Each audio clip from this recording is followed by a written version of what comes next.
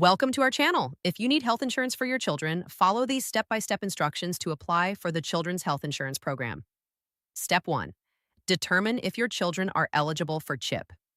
The program covers uninsured children up to age 19 and families with incomes too high for Medicaid, but who cannot afford private insurance. Step 2. Check your state's income limits for CHIP. Eligibility varies by state, but typically covers families earning up to 200 to 300% of the federal poverty level.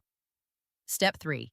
Gather required documentation, including proof of income, social security numbers for all family members, immigration documents if applicable, and proof of state residency. Step 4. Visit your state's CHIP website or healthcare.gov to start your application. You can also apply by phone in person at your local health department or through mail. Step 5. Complete the application with accurate information about your household size, income, and current insurance status. Incomplete applications will delay processing. Step 6.